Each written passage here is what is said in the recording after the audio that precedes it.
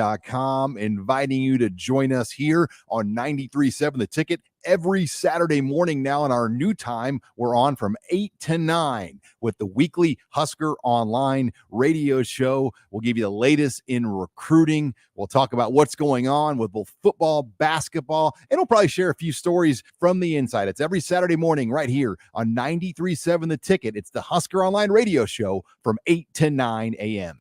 At Union Bank, people don't have your money. Your money has people.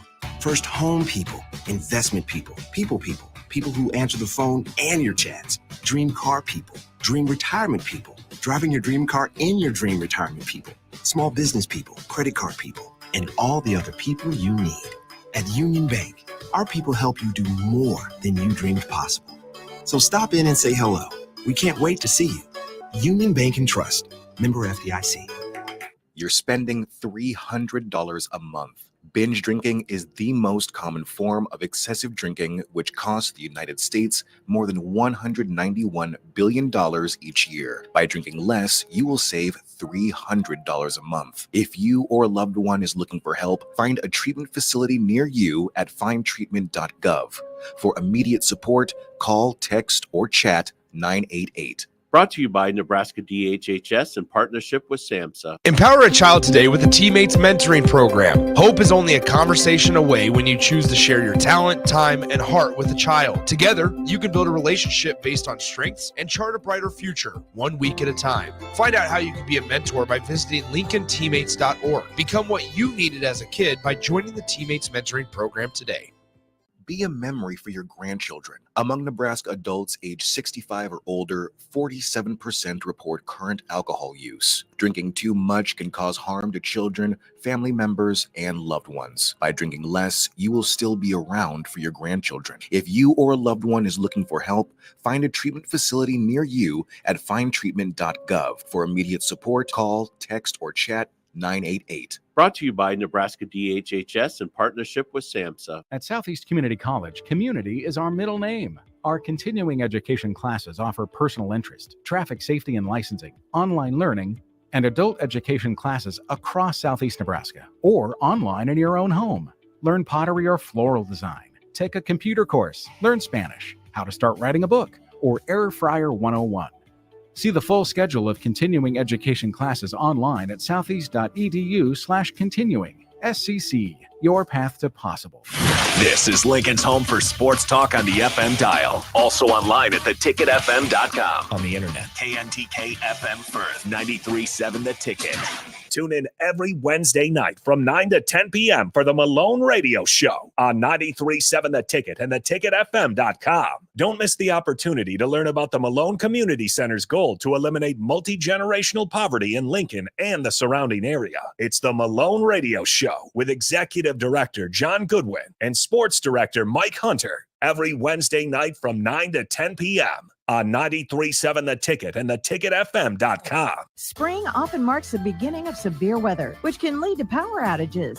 LES wants you to be prepared before the storm. Restock your emergency kit, update your info with LES, and if you encounter an outage, report it at les.com/report. Live from the heart of Lincoln, America, welcome to Ticket Weeknights on 93.7 The Ticket and theticketfm.com.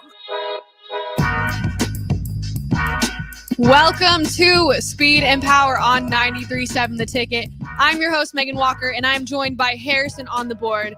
Every week, I get the pleasure of sharing other people's stories, but today, I kind of wanted to dive into and share my story with you guys and how I ended up here at Nebraska. I feel like I've touched on it a little bit a few times, but I really just want to dive in and give you guys the whole story today. But quick shout out to Layton's Pub.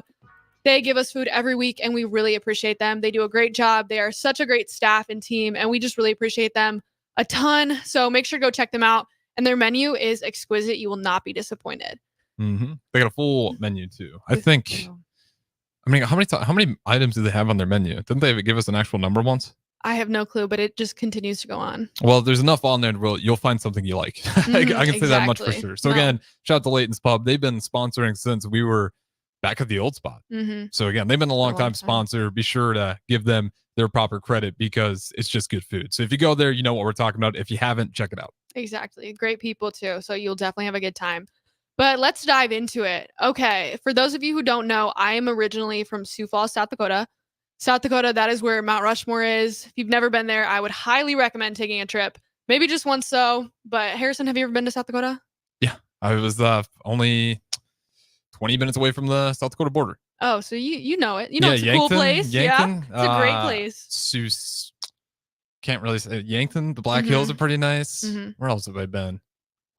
Pickstown, not bad. Okay. That's where I can't remember what the fort name is, but yeah, it's different country up there. It is. I'll say It's that. like a small town, but I loved it. I loved growing up in South Dakota. I definitely felt like when I came to Nebraska, my world was opened up a little bit, just like variety and like cultural differences. Is there a real difference between South Dakota and Nebraska? That's one where I feel like it is very similar. Mm-hmm. The only difference is Nebraska, I feel like, has the University of Lincoln and Omaha. But other than that, culture, I feel like they're pretty much the same people. I grew up, like, I went to a private school, so I was kind of sheltered and like, I didn't live, there was SDSU, which was a college that was like somewhat close, but I wasn't like put in that experience. I wasn't like put out into the world with that kind of stuff, especially like going to a private school. You're kind of just put in this little bubble of like, this is where you go. These are the people you're going to hang out with, all of that. How big of a stuff. school was it? The private school? Ooh, so my class was like, I'd say less than 100. Less than 100? Yeah. Okay, mine was 40 on the way out the door. This is no competition, Harrison. This is no competition at all. But gosh. Well, we're small towns. I'm going to give my small town. Shout out to Hartington, Cedar Catholic. I love it. But yeah, grew up in South Dakota. I had both of my parents, my mom and my dad. I had an older brother who I'm very grateful for. He kind of made me competitive. I don't know if you have siblings, but like me and my brother, we'd constantly fight. Like no matter what it is, like if it's going to be like the last crab leg, like we both won it. Like everything was a competition. And so I'm very grateful for that because I feel like it's made me the person I am today a little bit. But one thing that I really appreciate is growing up, I always felt supported. My family was always at my concerts, my choir performances, any sporting event. Like my family was there. My grandparents were there. My mom, my dad, my brother, everyone was there no matter what I was doing if I performed bad. But that's something I've always been grateful for. But like I said, I grew up in a private school and in Sioux Falls. And right away, this is weird. I never tell my story. I'm just kind of realizing this. You don't let people ask you questions on the show, yeah, though. like in real life too, it is. But yeah, I'm used to asking the questions. But right away in kindergarten, I dealt with some bullying, and I kind of had that all the way throughout like high school. And I feel like that's kind of why I am the person I am, because like I don't like to rely on other people. I've learned to be like so independent that I just need to be like okay with myself. That's a good trait to have. Mm-hmm. But you've probably also seen it to where it can be really stressful. Exactly. Because you're putting everything on you. Exactly. Like even like guests every week, like I get so stressed, like asking someone, like even those small things, like that's big for me because I like to just like do it on my own. So maybe I should have you reach out to my guests every week. I have enough on my plate. You got enough on your plate. But yeah, it's just like figuring out things that like how you were as a child, like have affected you as an adult. But I view it as a positive. Like I love being independent. I love just being okay with myself. So I'm very grateful for that. I'm grateful for a lot of things, but let's dive into sports a little bit. Well, real quick, what was your sports team down there in South Dakota? Team? You guys still rooting Huskers, you Jackrabbits, the Chargers, Coyotes? Chargers. The Chargers. So it was like a man on a horse. Okay. Yeah, definitely unique, definitely different. That makes sense. But sports wise, I played basketball, volleyball, and a little bit of track. Volleyball was my huge love. Like that was my thing. That was, if you asked me what I wanted to do in my life, volleyball was it. Like Nebraska I was a volleyball, diehard. or did you care where? I just you, was focused on me, just me volleyball. I remember I was like a freshman in high school, and like University of Hawaii had sent me an email and like a letter. Everybody got them. Don't make it a big deal. Everybody got them. One. So, like, I don't Everybody know but about Harrison. But no, I like volleyball was my love. I feel like I've dived into this part a little bit. I've dived into my accident. Okay. But 7th grade year, middle school, I went on a skiing trip as a class, which like coming to my mind now, like who takes a class on a skiing trip? That just sounds like a disaster. It depends. Where did you go? You go to like Great Bear? Great Bear. Don't hate on Great Bear. You hate on on Great Bear. Well, you always hate on it. If you're going to tell the story, you have to tell them what Great Bear is, because you can't call that a bad trip. Why would you bring all the Great Bear is a hill? Great Bear is a large hill in South Dakota that people go skiing and snowboarding on. And I think it's quite dangerous, but it depends who you ask. It can be if there's like, you've probably been there when there's no snow and it's just straight ice. Yes. Then it doesn't matter if it's a hill or a mountain. Like if you're falling on straight ice, that's a yard sale every time. Depends on who you ask. But 7th grade skiing trip with the class, it was going to be a vibe. It was going to be a great time. I don't really remember a ton from like the day. It was a Friday. It was a class class went on a trip Friday. I don't remember a ton. I remember waking up in the ER that night because of course I hit a tree, because who else would hit a tree, you know? I went down a path with one of my friends who was a really good skier, and she's like, this is gonna be easy, this is gonna be fine. And I was like super overconfident, hit a tree, ended up in the ER that night. They diagnosed me with a concussion, later to find out traumatic brain injury. High point in my life, you know? Gotta love it. I can probably guess the trees. You get on top of the hill on that right side, The right side? where all those trees are, where you branch off and you try to zigzag between the trees. You would find me there. You would find me there. I'll give you a little bit of credit there. You're not supposed to necessarily go through there. It's not built, so I have you always probably been a person that is willing to try anything. If you want to jump off a cliff, I'll do it with you. If there's no water at the bottom, I'll still jump off with you. Like, I like to try new things. I like to be a little bit of a daredevil, you know, kind of stuff. Clearly, but it can lead you into ER situation. So what's the story look like from there? You wake up, you're like, what the hell happened? You probably got a big bump. After that, went home. The next day, I started to realize that like I wasn't like, my body was starting to shut down. Not in the way of like, I'm going to sleep for like 12 plus hours, you know, just get it out of my system. It was like my motor function started to deteriorate. So Saturday morning, starting to lose a little bit of balance. Vision's a little rough. Things are just starting to like not feel great. By Monday morning, I just couldn't walk at all. I couldn't hold myself up. Later to find out that my vestibular system had been impacted heavily. And so that had caused me to lose like my motor function in my legs, and like my balance was off, and I couldn't feel like my body in comparison to like ground and whatnot. What was the concern level? Like, the doctors have a good idea on like, you'll be okay? Or were they like, I think it was all kind of just a surprise to everyone. My parents were like heavily concerned. We went to the doctor Monday. They couldn't get like my reflexes in my legs at all. So I was put in like a wheelchair, and I feel like that was one of the hardest times I think I've ever had in my life. Cause like me being super dependent, like not wanting to rely on anybody, I had to be put in that vulnerable position. Like, how long is this going to be in my life? Like, how long am I going to be in this wheelchair? Like, I'm a huge athlete. Like, you know, like this doesn't seem ideal. And I feel like looking back on that, I'm so grateful that I was able to see that and experience that. Cause like, here I am, I'm able to walk. It's not like that affected me for all my life, but no, had to do MRIs, had to do all these like brain scans, neck scans, everything, and had to end up going to therapy for my vision, reading, walking, balance. It was just, it was a crazy thing. So how long of a time window we're talking about where you don't know, where like you're in a wheelchair and you don't know what the finish line is? Like, how long was that period of time? I feel like majority of when I started getting into therapy and like PT and started to like gain that strength back, that was when I started to like look on the bright side. But like the whole like experience just felt so unknown, because like they kept like testing things. I felt like I was constantly at the doctors, but everything just felt like, what's going on here? Because there was no like direct answer.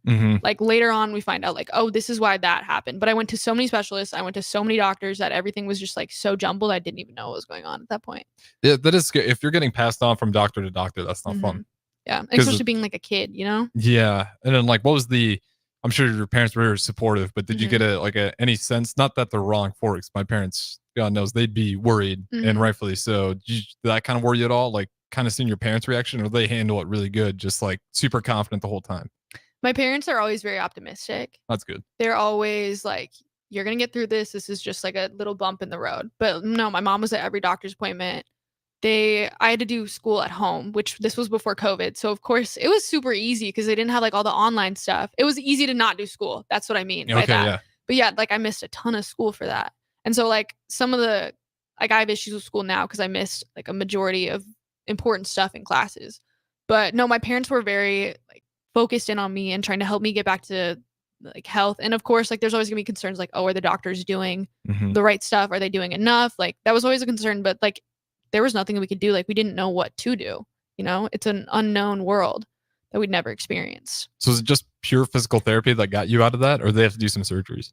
I didn't have any surgeries. I had a lot of testing, a lot of scans, and then just like therapy. I had to do a ton of therapy. What's the worst part about therapy? Because it seems like one of those things where it wouldn't be so bad. I've never had to go through it, but I do hear like the horror stories of just like it can be incredibly painful depending on your severity of just doing, putting your hand flat against the wall. In your case, I don't know what it'd be if the balance, trying to support yourself on your own legs. Like, what was the real grind of going through therapy? So the vision was like, that was straining. That was tedious. That would always wear me out. That always tire me down. But like the fact when I like just started to get back into walking, it was just like the fact that I can't hold myself up. Like I'm this strong girl. I have worked so hard. I have given myself everything that I've like pushed myself for. And like the fact that I can't even hold myself up was just crazy to me. Like an everyday task that comes so easily, like I can't do it. Like even just walking in a straight line, like that seems so simple today, but like back then I could barely do it. And like I could hardly get myself to have the strength to do it. And so I feel like it was just like it was a mind game and it was like physical, but yeah, it was just like thinking like I can't even believe I did that. So how do you keep going back? Because it sounds like a long-term fix. So you probably go there for a session and not see any of the results. You probably won't really see them until maybe few months later, and you actually kind of notice some progress. So how'd you just keep going in there with a slow grind where you can't even physically see the progress because it is that small day by day? Well, I kept failing a whole bunch of like tests. I kept failing like eye vision tests. I kept failing like walking tests. And it was just like that point was like my mom, I give credit to my mom for it all, is she was just always there. She's like, there's only way you can go from here is up. Like it's going to get better. You're going to get back on your feet. You're going to be playing sports again. And you just have to trust the process. And that's what both my parents have always been very optimistic and very supportive of that. It's just like, you have to keep going. You can't give up. Like as an athlete, I feel like that's one thing that's the hardest thing to do is to give up. And so throughout that process, it was just like, I have to keep going.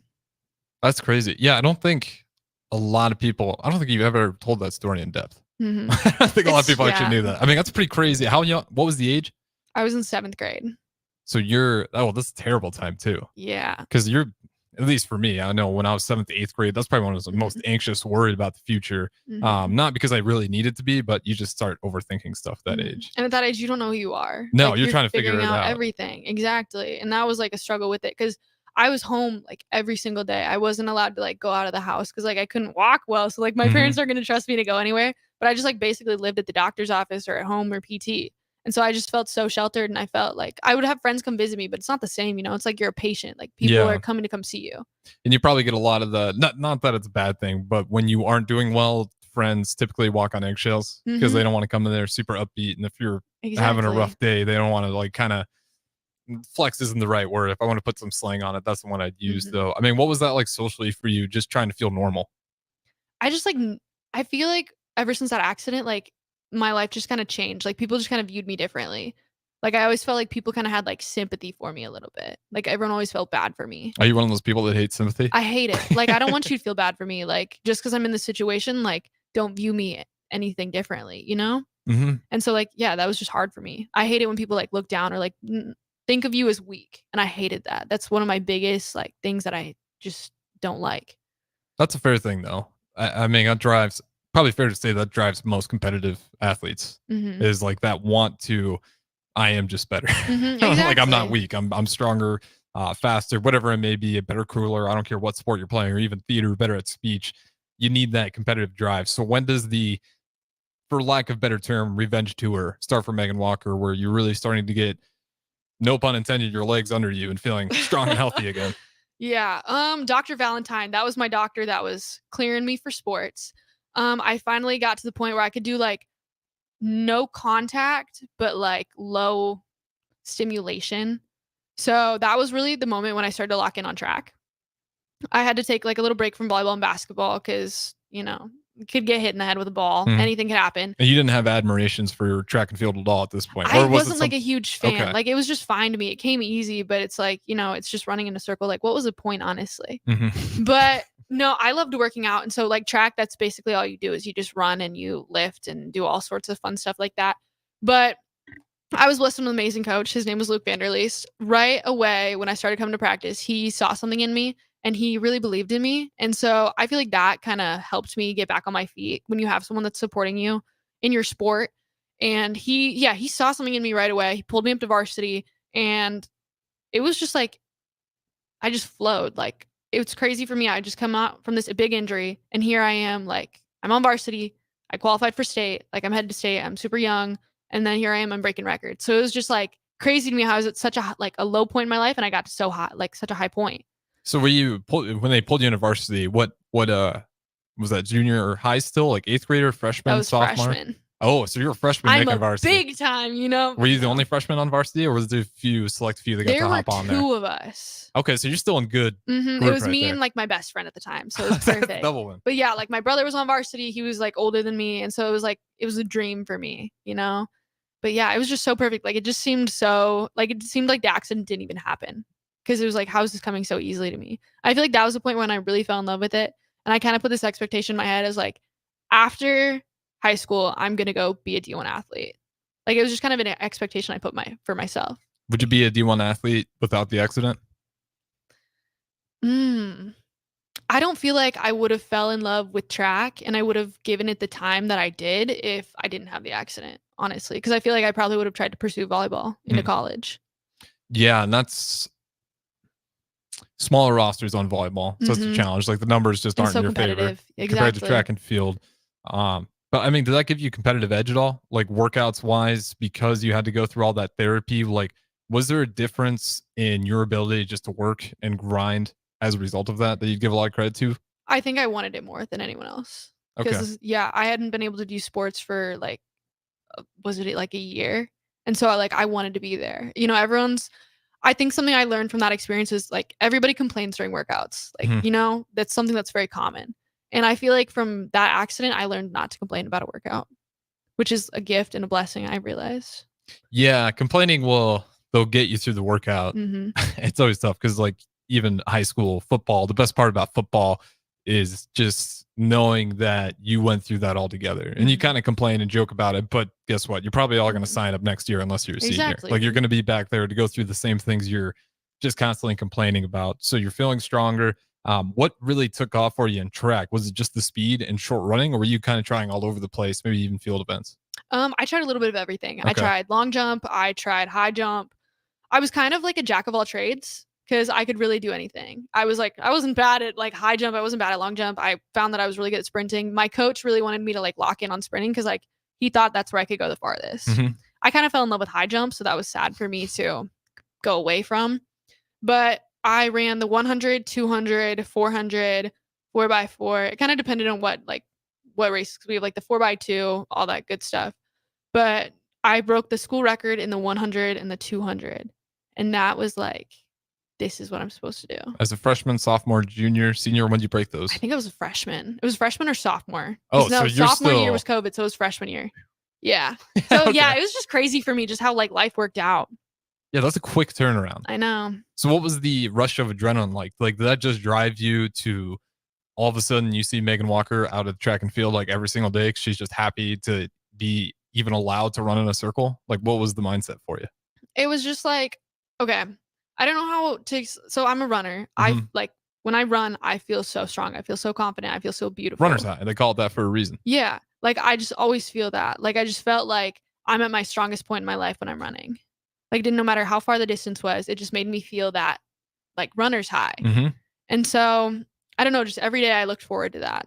I looked forward to having that strength, having that just my gift that I've been blessed with to be able to use it. So I don't know. I feel like there's the aspect of that and like not complaining and having this great attitude no matter what the workout was. So then as a result, you're breaking records as a freshman for your high school. And when does the idea that you said it was like after that record, like how true did that hold that not only can I go to college for this, but when did it start becoming Power 5? I can be one of the best at this. So junior year, so right after COVID, I had transferred schools. I wanted to go to a bigger school so I could kind of create my own like life. I had an older brother, so I kind of always lived in like his shadow a little bit because I went to a private school. So everyone knew my older brother. I was always my older brother's little sister. And we had him on. He's a pretty accomplished guy. He's pretty an accomplished guy. He's a West Point kid. You know, he's engaged. He's got his life all figured out. But I wanted to do something on my own. I wanted to branch out. I wanted to open up my world and be my own kind of person. And so I thought going to a public school would kind of give me more like of a platform. Because when coaches are like recruiting, I feel like they look to those bigger schools because there's going to be more people, more athletes to choose from. And so I went to a school called Brandon Valley, and I was there junior and senior year. And I was very blessed with great coaches there. They looked out for me. They knew I wanted to be a state champion, and they helped me do everything to get there. But yeah, just having such great competition. I had great competition at my private school, but going to a public school gives you a variety of more competition and it's going to be more competitive. So I felt like that was a step I needed to make it to a bigger opportunity to have like a D1 chance in college. But yeah, I never thought I was going to be at Nebraska. I never thought I was going to be here. Well, I'll ask you that. We're getting close to break, but before then, as you're getting there, so you kind of get the idea that I can do this for college. You make the next step to give yourself a better shot at it. Were you dominating, or was there another growth period after you made that move? I was dominating at my private school. Okay. Humbly, I just said that. I hope so. But I wanted some more competition. I wanted something new. I wanted to try. I wanted to get out of the fishbowl. I wanted to go to the ocean. And so that's what I just thought would be the smartest for my life, my future. And was it tough? Like, did you see the jump in athleticism and the challenge? Like, did you have to do things differently once you made that jump? 100%. No, like I was going to new school. I was all by myself. I had to make new friends. I had great competition at my private school that I was able to like train with and whatnot. But the public school, I was able to like open up to new training plans, new coaches, new athletes to train with. And that just kind of made that jump. I had to show everyone that I was here for a purpose and that I wanted to be a part of this team. And so I had to work harder for that at the public school. Okay. And then when did the envelopes that teams were willing to give you a scholarship actually start coming in? And then on the next segment, we'll talk about why Nebraska was the one that stuck out. I think it was sophomore year. Coaches started to reach out. And then it was really junior year that like I was starting to be in contact with coaches. Like I was having coaches call me at night and just try and make that connection. I found that the biggest thing for me was that I should reach out to coaches. I think I've talked about this a little bit before, but like recruiting for track is a little bit different than it is going to be for football and volleyball. Like you have to let coaches know that you're interested and that that you want to do college track because there's so many track athletes. There's like a ton. And so you need to make it known that you want this. And your times, right? Like you just simply have the times to show them. Yeah, because there's tons of kids. And so one thing that I did was I made a resume. I sent my coach all my times. I sent my coach all my times, all my jobs, all my accomplishments. And I thought that was something that honestly, like that's the coach in Nebraska said that stood out to him. He was like, wow, this is so professional. Like we might like give this girl a call. And so, yeah, it's just like making that difference because you need to speak out for yourself. No one's going to do it for you. Not all these coaches are going to see like, oh, like this girl just ran this, like good for her. She's all the way in the Midwest. Like, no one cares. Like you have to reach out. You have to make that step for yourself. That's a good point because we have Nico Schultz as well. And he kind of talks about, he was one of those guys that luckily did have a really big event down in Illinois. He broke, I think it was one of the more unique events, but he destroyed the record and ran the fastest out of the entire state in Illinois. I want to say it might've been like even a 200 or something like that. And that caught him attention, but he also kind of mentioned, he's like, man, my times are already good enough. I just would put those times out there.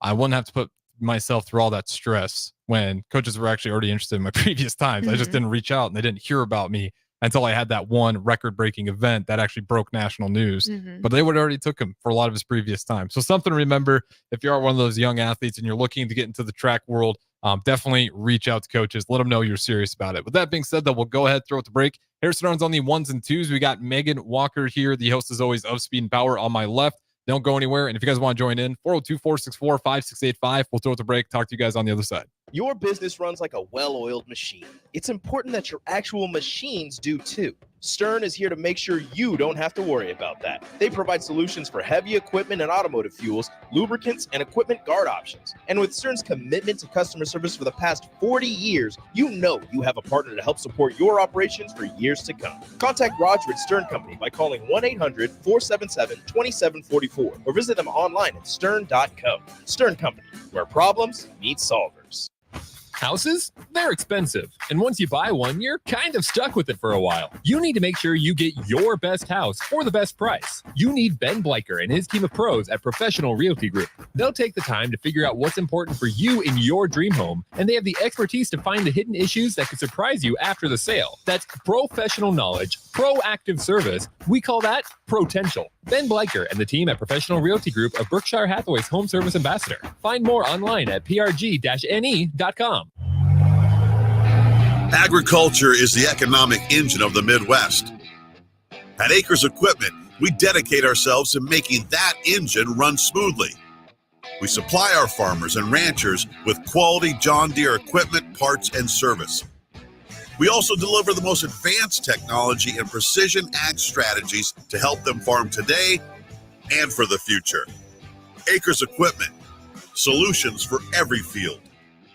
This is Brad with Midwest Bank, proudly serving our Nebraska communities for over 70 years. We're a community bank, making local decisions, supporting local organizations, and helping local businesses and farms succeed. We are dedicated to serving our clients and helping them meet their financial needs with sound, innovative banking solutions. From an array of checking and deposit accounts, cash management services, to small business, real estate, and ag lending. We're here for you. Your community, your bank, Midwest Bank. Find out more at midwestbank.com. Member FDIC.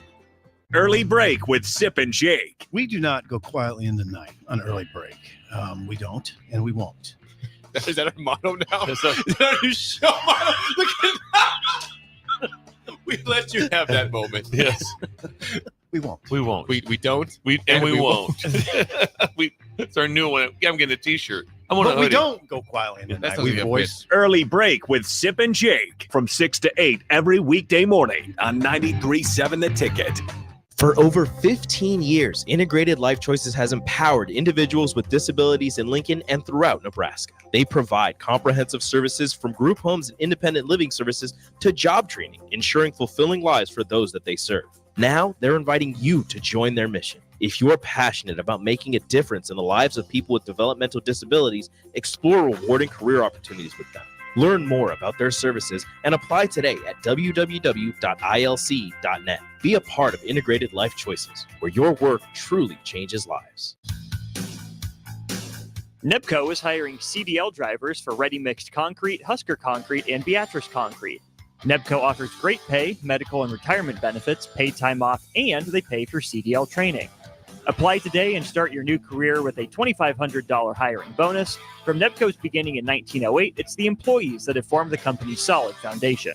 Start your career today. Visit nebcoinc.com. That's NEBCOINC.com. The Mill Coffee and Tea, formerly with only 4 Lincoln locations. Guess what? What? There's 5 Lincoln locations now. Oh my gosh. That's 25% more Lincoln locations than there used to be. Can you even imagine a world where there's only 4 Lincoln Mill locations? Feels like ages ago. We were all so young then. The Mill on 11th, located right alongside 93.7 The Ticket Studios, 1040 O Street. My dream was to work in commercial banking, but it required a college degree and I didn't have one. I found out that Doane had classes for adult learners on the Lincoln campus and online. So I earned my bachelor's degree, and 5 months later, I landed my dream job. I decided to continue my education, and now I'm working on my MBA at Doane. For me, the Doane experience has been life-changing. Constructors is now hiring for all positions, with laborers starting at $23 and up based on experience. Constructors has immediate job openings for laborers, mechanics, bridge builders, operators, and drivers. Start your new career today.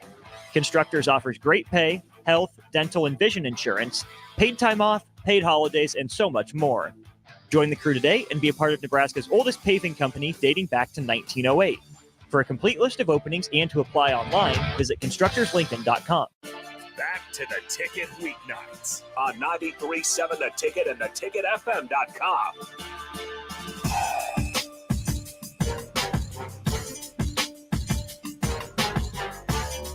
Welcome back to Speed and Power on 93.7 The Ticket. I'm your host, Meghan Walker, and I am joined by Harrison on the board. Appreciate you being here. You're here every week. Absolutely. It's I've my never job. said I get that. paid to be here. Shout out DP for writing the checks. Don't say that. Just pretend like you want to be here.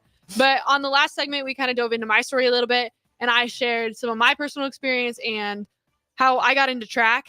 And so where did we leave off? Were we talking about recruiting? So you start getting the letters, Mhm. and what was I'm always curious about this part, especially with student athletes. What was the first wave of letters? And like, did it ever get to a point where you're like, I can't even read all these? So, because some of them are junk. Like some of them, like you said, there are schools that will, not because they're wrong for it, but because it's tougher for them to recruit. They will just send letter after letter after letter trying to get, the NAI schools, D2 schools, nothing wrong against it. They got to fill out their rosters and they still get great athletes. But they will certainly send out a ton. Mm-hmm. So being from a private school, majority of my life, a lot of like coaches from NAIA, smaller like private schools, like reached out to me a lot. So I had to like go through that. And I explored that route, but I knew that wasn't a fit for me. But I liked the experience of like talking to coaches. So I would talk to a coach, even if I wasn't interested in that school, I just kind of wanted to feel it out so I could know like, oh, is he like serious about this? So I could kind of get a feel for like how this is going to go. That's smart. Sometimes a mid-major or even an NAIA school, like I always use Dylan for an example because I think people don't forget. I learned about it. They had a Olympic wrestler, a girl wrestler, come out of Dylan. Like you just don't think about that. So sometimes with those mid-majors, those NAIA schools, D3 even, that can actually be like a perfect fit for any athlete out there. So I don't want to discredit them by saying they send a lot of that mail out. Yeah, but don't like limit. Like I wanted D1. Like that was kind of what I limited everything to. So I was looking at other ones as experiences, just like to talk, to communicate.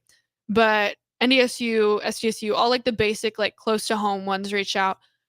My mom made me pick like a list of 50 schools and send out my resume, send out an email to all those schools. And I think that was what made the difference. Cause like the schools that I really wanted weren't like reaching out to me because they didn't know who I was. Cause like I'm from South Dakota. Like not everyone's like looking at South Dakota for athletes. And there's tons of athletes in South Dakota. So like what makes me stand out, you know?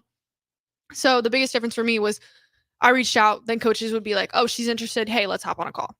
And so just like junior year, it was just filled with like talking to coaches, responding to emails, doing all this work to just put my name out there. Was it kind of nerve-wracking for you? I mean, as a kid trying to figure out like, how do I even handle talking to coaches and future universities? Because you are in a way, you know, before NAL existed, you're kind of selling your Your brand. Yeah. Yep, I'm a brand. I have to see if they're going to be a good fit for me. They're doing the exact same thing. And so I had a mentor. Her name was Sydney Milani. She used to run at Iowa State, and then she transferred to Alabama, and now she is doing Olympics bobsledding. Amazing girl, Sweet. fantastic girl. But she mentored me throughout my junior and senior year. And she gave me great tips on just like how to be professional, what questions to ask, and how to just go about the whole college thing. Cause like this is your next home for the next 4 years, hopefully. And so she gave me great tips on just like how to show yourself and how to like ask good questions. But like my mom is very articulate. My mom is so good at like the small details that she like was making sure like you need to like ask about this, you need to check this box, you need to talk this certain way, all this good stuff. So I credit to my parents a lot for Shout out even to getting me into college, honestly. But yeah, it's just like there's a lot of stuff about recruiting for track athletes I feel like that a lot of people don't know. No, it's one of the most, it's a unique sport because you are seriously what your time jump, whatever that number is, that's how you're going to sell yourself. Exactly. Period. Like it's not like football. It's not like, oh, here's my film. Like watch all 10 videos of it. I got some intangibles that don't show up on tape that maybe you want to recruit me for. Yeah. It's just like, this is my time. This is me as an athlete. Like it's so blunt and so out there. But I remember a whole bunch of school. I went on visits, planned a whole bunch of stuff, took all these visits with my mom. Shout out to Christine Walker. She went on every trip. They were very tiring. How many do you think you ended up going on? I know every school's a little different. I went to private schools as well. They allowed, I don't think they actually gave us a ton of visits. Obviously, if you're super high caliber, they might like open up that number. But we had a guy come, you know, he went to Air Force for a while, but that was about it when I was in high school. So what was that like? Like how much time do they give you off to go make those visits? Because that is a lot. So I would kind of like make a trip. So I remember I went to SDSU and then I headed to NDSU and I was headed to UND, but then the coach left like that day. And so I was just planning this trip of this entire weekend where I was going to go see these 3 schools like over the whole weekend, but that didn't. It was just 2 schools. How'd you find out about that one? Was it an email, text, or did you hear it on the news on the way down? We were on a drive to NDSU and the coach calls me and he's like, hey, I'm leaving to go to this D2 school. And he's like, I would love for you to come try and be recruited for this D2 school.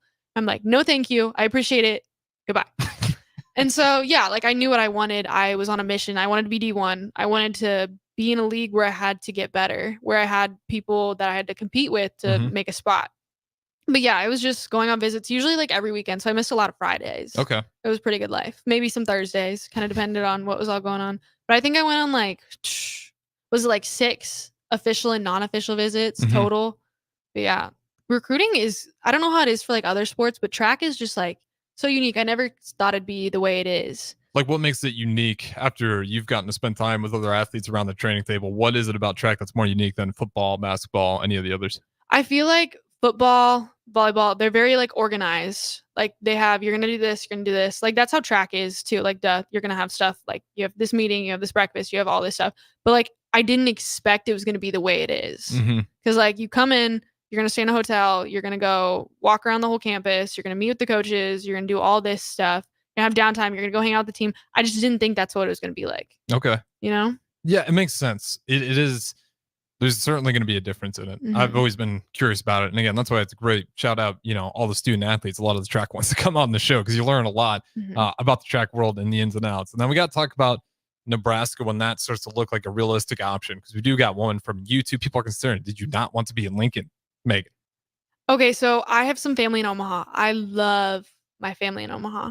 And I just always loved the vibe. Like Omaha's a fun place to be.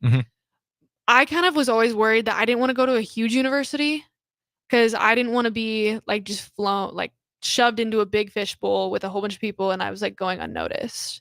So that was kind of my concern coming here. I just kind of came because I just wanted to experience it, big D1 school. I had an Iowa trip planned after this, but right when I came to Lincoln, it just felt so close together and so close knit.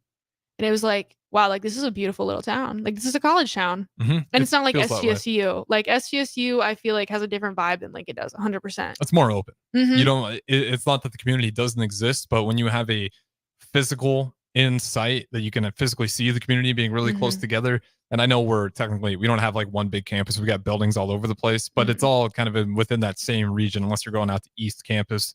There definitely is a connective tissue. And this is by all means a college town. Exactly. But like I'm from Sioux Falls. So like this gives me Sioux Falls vibes, but it gives me like a little bit better than Sioux Falls vibes. I like that because Sioux Falls is a nice and clean city. It's nice and clean, but I love Lincoln. Like there's so many different food places. There's like the farmer's market. That was one thing that I came to do on my visit. One of my teammates, Carly Moore, brought her and her little dog. We went to the farmer's market. We got coffee. We looked at everything. Like that is just such an experience. Like that's an aesthetic girl era right there. Like I just fell in love with it. I don't mind the farmer's market. You don't mind it? You'll catch me out there getting the Pop-Tarts. They got like homemade Pop-Tarts. Dude, they got everything. Sorry for the lady that makes them. I wish I could remember the name. They're fantastic. I get them all the time. No, but yeah, the fresh flowers, like the fresh food, like even everything. The coffee they got down there. I love a good coffee. It is in I don't know. I've been around Nebraska my whole life, so it's hard for me to say. But I just like a community that feels safe. Where this is a place where I do feel like my neighbors got my back. Exactly. Like if something were to happen, I feel like I could go knock on my next door neighbor's door and be like, "This is going down. I need help." If I'm in New York, I don't know if I could say the same. Yeah, it's just like it's a big city in a small little town. Is that what you'd say? I don't even know how to phrase that. It's big, but it feels small. Yeah. Yeah. Big city, small town attitude. Yes, exactly. And we love it. But no, like right when I came here, I just like everything was so perfect. Everything felt so easy. It felt like this is where I was supposed to be. Like I had that on no other visit. Okay. So that really stuck out to Yeah. you. Like the day, so I got there. I think it was a Friday. I came on my recruiting trip. That Friday night, I was on my Canva making my commitment picture. Oh, that was quick. Yeah. So I was like, I knew right away. But no, I had conversations with the coach beforehand, and we had talked a lot, honestly. I talked with a lot of great coaches.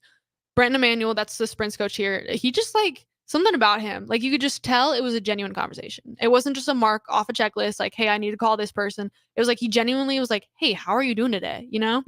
If you've had a chance to listen to him on your show, because you've had him on once, and Nico has as well, he's genuine. He's very genuine. And I think that's something you respect. Yeah. Yeah. Cause like, I feel like when you get into the recruiting world, like there are going to be coaches that kind of like add some fluff to it, you know, like. Did you seen that without dropping names or university names? I feel like that's an everyday world kind of thing. Okay. You know, of course I'm going to experience that. I did experience it with recruiting. But I also had some amazing coaches that like I would have loved going to their school as well. But no, Brenton, I find that crazy that's his name, but he was very genuine. He was very honest. He was very upfront with me. Same with the head coach here, Coach St. Clair. Like they gave it to me straight. This is what I was going to get. This is what I had to do if I wanted to travel. And just they gave it to me straightforward, which is something as an athlete like you really appreciate.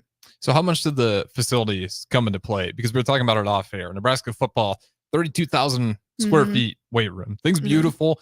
Does it actually equate to wins, or does it just equate to getting better recruits? So how big were the facilities a draw for you? And is that something when they are nice and they are better than other universities that actually leads to more success? Or is that just kind of a flash in the pan to get better recruits? So the other schools that I'd visited had like similar, like great facilities, you know, indoor track, outdoor track. Well, Nebraska's was kind of like in a work in progress, still is a little bit of a work in progress. But the fact that we kind of share, so like the indoor turf, like track shares that with football, like a lot of sports do. I thought that was something that was really unique because like workout wise, like that was a great source. But the training table, that was the thing that really like stuck out to me because I'm a big food person. And so, of course, all the facilities, indoor track, great. But like the food that's actually like good for you and it's like in your space. You don't have to go like out of your way to go get food. That was something that really was important to me. And because I love like nutrition, I love health. So it wasn't just like a foodie, it was a structured meal plan. That's what caught your like, eye. yes, like the health of it. Okay. And like the benefit of it. Because I was like, I'm very focused on what I eat. And so other schools, it just seemed like it was going to be a little difficult to like make sure I'm fueling my body with the right stuff. But here we have like landing, which is where you can get a whole bunch of protein snacks. It just seems so simple and it seems so easy. Yeah. What is your favorite, thing about the training table today? Because that is, every time I hear it from student athletes, it's just the magical place apparently. And what is the training table? And like, why is that such a great spot for student athletes? Because I think there is something to getting athletes to represent the N as opposed to just their respected sport. And as weird as it is, I think a lot of that happens around the training table. Okay, well, I love just going into the training table. The people that work at the training table, shout out to Kevin. He always says hi to me, always asks me how I'm doing. It's just such a great environment. I don't know if it's just like that area just has great vibes, but it's just like everyone is always talking to everybody. It doesn't matter what sport you're on. It doesn't matter what's like happening. Like everyone's talking to everybody. Everyone's having community together. The food is always great. Well, even the staff, I know like it's fun for me to hear. I don't know if Mario's still down there. Mario's not. I know. It makes me so sad. But it's just like the relationships you build with the people that work at Nebraska. Like that's what happens a ton at the training table. But no, we're very blessed to have great staff and amazing food prepared for us every day. Okay, so the facilities in check, the coaches in check. Food check. Food check. Yep. Culture check. Was there any surprising X factor, something that you weren't necessarily, was not on my grading sheet to whether I was going to come to Nebraska or not, but this one took me by surprise and was one of the nails in the coffin? Just go ahead and make sure I get on Canva when I get home so I can make that commitment picture. I think, well, coming here, one of my concerns was like, I didn't want to just be like a person pushed to the side. Nebraska's a big team. You don't just want to be a number. And so I felt like when I came here freshman year, that was a really big thing that stuck out to me that I was really concerned about. But like, I was a part of the team. Like I was included in everything. Like that was one thing that just really surprised me. Because when you go to a big university, you don't just want to be a number. But like everyone here is what's the word? Engaged, yes. But like everyone wants to benefit for everyone. Like I want you to have success. I want you to have success, everyone. So it was just surprising to me that I wasn't just a little fish in a bowl. Like I'm a part of this university. Like I know a ton of people. Like we all care about each other. Like I'm not just an athlete on the track team. Yeah, I'm with you there because it is one of those things that I think a lot of great universities have in common is the student athletes aren't just there for their sport. It's the university itself that they actually have some passion and pride in, and they want to represent well. As a result, they tend to do better in their own sports because they're working that much harder and they care about the university as a whole. With that being said, though, we'll go ahead, throw it to our last break here on Speed and Power. I got the host as always, Meghan Walker to my left, Harrison on the ones and twos. You guys can keep commenting on YouTube, Facebook, Twitch, Twitter, Allo Channel 961. But we'll throw it to break here and talk to you guys in just a little bit. Tune in every Wednesday night from 9 to 10 p.m. for the Malone Radio Show on 93.7 The Ticket and theticketfm.com. Don't miss the opportunity to learn about the Malone Community Center's goal to eliminate multi-generational poverty in Lincoln and the surrounding area. It's the Malone Radio Show with Executive Director John Goodwin and Sports Director Mike Hunter every Wednesday night from 9 to 10 p.m. on 93.7 The Ticket and theticketfm.com. Rico here with HIS Auto Care at 70th and Van Dorn, letting you know HIS is a great place to bring your vehicle for service. With superior service bumper to bumper, we'll treat your vehicle like it's your mother's. Doesn't get any better than that. So call 402-488-8934 and HIS Auto will make you glad you did. 5% off, mention this ad, and for sure your mother will be proud you called. 402-488-8934, HIS Auto Care, 70th and Van Dorn. God bless you. I could write a commercial telling you how great waffle weekends are at the chocolate season. Or I could just have Rico read you the menu. Banana Nutella. Nutella topped Belgian waffle with homemade whipped cream, chocolate chips, and freshly sliced bananas. Baconator. Buttermilk waffle with bacon slices tucked inside, topped with salted whipped butter, caramelized pecans, and pure maple syrup. Waffle weekend brunches at the Chocolate Season. PB&J. 40th and Old Cheney or online at thechocolateseason.com. Your home is your empire. Protect it with Empire Fence. Get a free instant quote with the online estimating tool at empire-fence.com. See an upfront estimate with no hidden fees. An Empire Fence can provide privacy and improve the appearance of your home. Keep kids and pets in or out of your yard. Increase security and add value to your property. Visit empire-fence.com now to view the stylish and maintenance-free possibilities for your home and get a free instant online quote. Let Empire Fence protect your empire. Hi, it's Tom and Mike from Husker Rewind. And did you know that people who are represented by an attorney are often compensated up to 3 times more than someone who is not? Friedman Law has been helping injured people for over 60 years. It's all they do. If you're ever seriously injured in an accident, call Friedman Law at 402-476-1093. Friedman Law is a family firm that works hard for Nebraska families just like yours. So if you're ever injured on the job or in a crash, contact Friedman Law at friedmanlaw.com. At Parkview Animal Hospital in Lincoln, it's not just a professional care that sets them apart, but their warm staff and state-of-the-art facilities. Whether it's for a routine checkup or a comprehensive medical procedure, at Parkview, your pet isn't just another number, but a valued member of their caring family. Visit them at pahlincoln.com today and in person just south of 14th and Pine Lake Road. Parkview Animal Hospital, your pet, our passion. For happier, healthier furry friends. Early break with Sip and Jake. We do not go quietly in the night on early break. We don't, and we won't. Is that our motto now? Is that our new show motto? Look at that. We let you have that moment. Yes. We won't. We won't. We don't. We won't. It's our new one. Yeah, I'm getting a T-shirt. I want But a we hoodie. don't go quietly in the That's night. not We good. voice. Early break with Sip and Jake from 6 to 8 every weekday morning on 93.7 The Ticket. Gaina Trucking is hiring CDL Class A and B drivers. Gaina Trucking guarantees a 40-hour work week year-round. And their strong team culture makes it not a job, but a career. Gaina Trucking offers health, vision, and dental insurance, 401k with company match, an employee assistance program, and other bonus programs. Build a better career today with great team culture at Gaina Trucking. Learn more and apply today at GainaTrucking.com.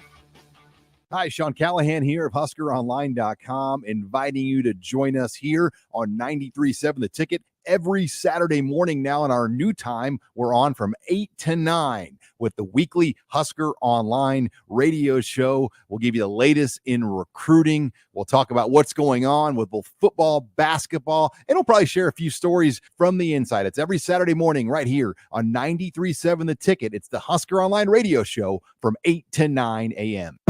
Back to The Ticket weeknights on 93.7 The Ticket and theticketfm.com.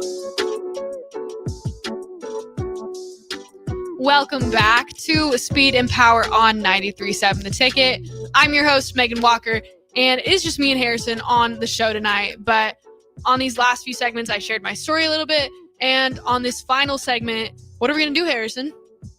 Yeah, we're gonna switch up the rapid fire questions because you never Yeah. want to answer. Every time I someone never switches it answer back. anything. Yeah, but it's my turn, I guess, to try All it right. out. See how Well, stressful it is. Yeah, we'll see how many questions we get in here. We'll Mhm. put you on the rapid fire. I can't remember them all, but I got some of them. Okay, You got good questions in general, so yeah, you'll think of we'll something. take that. That's Yeah. a win. So, favorite book, Atomic Habits. Atomic Habits. When was the last time you read it? Maybe like a year ago. How many times have you read it? Maybe like 2.5. Okay, that's not bad. Favorite Mhm. movie? Dude, these are hard questions. That's a pretty easy one. Give me a Mount Rushmore if you can't pick one. Favorite movie. Okay. I don't know what it's called, but it's like, it's called Fargo. Okay. Do you know what that movie is? Yeah, Fargo. Oh, definitely recommend. Takes place in North Dakota. Good movie. Good movie. That's the one where he fights the bear, right? Nope. I thought that was. Am I thinking of a completely Nope. different movie? It's about. Like I thought he survived a bear attack. It's like a homicide movie. I feel like I should know what it. Yeah, it's a homicide. It's kind your of favorite thing. movie. I It's hope my you could favorite educate movie. me It's a about really it. good movie. Go out there and watch it. It's really good. Okay, you got a second favorite? Probably like Finding Nemo. Finding Nemo, nothing bad with that. Is there like a genre? So if you're going to movie theaters, someone's like, "Oh, let's go to the newest." Trying to think of a scary movie, any scary horror movie film. Are you one of those people that you can watch it? Or you covering your eyes? I might scream a little bit, but I'll watch it. Okay, so you won't check out. I won't check out. No, I'll be locked in. I'm always locked in. Fair. Yeah. Favorite TV series? Friends, maybe? Have you rewatched it multiple times? Oh, yeah. Who hasn't? It's Friends. I don't think I've seen it all the way through. That's disappointing. Do you actually figure out how he met his mother? No, it's a different show. That's how That's I a met your different mother. show. Oh, I watched that whole thing too. Yeah. What is Friends? Help me out. What am I blanking on? Friends? That's Jennifer Aniston, right? Yeah. Okay. Oh, I love that. That's what you remember it by. Well, thanks. Give me the other actors. Jennifer Aniston. Jennifer and- Aniston. That's my point. Exactly. You couldn't name Oh, another no, one no, either. no. I literally read one of their books. But you can't remember them. That's strange. This is gonna. I don't like these rapid fire questions. Okay. So you got Friends. Let's see. How many owls would it take? You ask that one all the time? Probably like 3. Probably like 3? Probably like 3 owls. I don't see a lot of owls. 3 owls? Okay. Yeah. That'd be enough to make you worry. Yeah. Let's go with, you got to survive on an island. You can't bring a boat. Can't bring I'm bringing a plane. camper. I'm bringing a camper. I'm bringing. Oh, what? I'm gonna put a wrinkle in this rule. This has to fit within a box that is 5 by 5. Dude, that's a feet. crazy rule. Well, that's gonna prevent people from bringing their mom to keep them company, bringing a boat, a yacht to get out of the island. It's got to fit in a 5 by 5 box. All 3 Okay. items. Okay. Fire starter, Okay. spear. It's like a compact, like you can like bend it spear. Somehow works. Spear, fire starter, and a blanket. A blanket. Yeah. Okay, the blanket's actually not a bad choice. Not a lot of people think. I don't know if it gets cold on that island or not. We never decided Exactly. that. We do have from YouTube. Fargo is a great movie. So is the series Fargo. I don't know how the Oh, I didn't know there was a series. Are you gonna watch that when you get home? I might have to after I Okay. do my homework. Do you have a hard time? This isn't necessarily rapid fire, but do you have a hard time watching movies today with like TikTok, Reels, all that? Like, I feel like I go to movies all the time. Not saying you're guilty of it. I can't find a group of people that will just sit down and watch the movie without checking their phone 100 times throughout the movie and missing major key points. I'm a huge movie girl. Okay, so you can sit down and watch it? I can 100. I watched a movie this weekend. I think I watched 3, but I feel like so much like being on your phone, like being on Reels and TikToks and everything, that's so draining. And like it doesn't do anything for my life. So I've just found that like, go watch a movie instead of sit on your phone because it's such a waste of energy. And then you get into like this huge thing of like this whole page of like you've been on your phone for like 10 hours, Yeah. Yeah. Who knows where you're at? That is always a tough one. Okay, what is your screen time? No, I'm waiting. Oh my gosh. I don't want to be embarrassed. Is that like one of the most shameful things to look at? Like, I hate looking at my screen time. I don't even think I'm that bad. For all those listening, I'll get up to like 4 or 5 hours at times, which is a lot. In like 4 or 5 hours, like half your day or what? Yeah, like in a day. In a whole day? 4 hours. Dang, you're like on the low bottom, man. You're not even a concern right now. Oh, that's not bad. Oh, that's not bad at all. All right, I'll pat myself. I Yeah, thought that was you a should bad feel number. good. It's No, it's not not a a- number people share, so I never know. Like, seriously, how many people are going to share how much time they I spend? think on their mine are screen? usually like 9 and 10. 9 Because to like I 10. just leave my phone open sometimes. So it's like that probably makes it even worse. But Yeah, and I don't know, like, if you're getting notifications Mm-hmm. a lot, if that's like counting as screen time. If it keeps lighting up, even if you're not unlocking it, that could add to it. Okay, last question. What does Meghan Walker want to do in the future? 5 years from now, what is Meghan Walker doing? ooh, I want to be big time. I want to be doing something that has a purpose to help other people. I kind of had this goal that I wanted to like go on to ESPN. I wanted to like, do like sideline interviews for like pro sports. But life just keeps opening doors. So we'll see where it takes me. So open doors. You're not sure yet, but you want to be big time. I want to be big time. I want to make a difference. That's a good answer as any. Yeah. I can end with that one. Meghan Walker, it's been a great show, but it is your show. Go ahead and get us out of here. Thank you guys so much for tuning in. Harrison, I appreciate you for helping me out tonight. But make sure to tune in next week, you guys. Thanks so much for listening.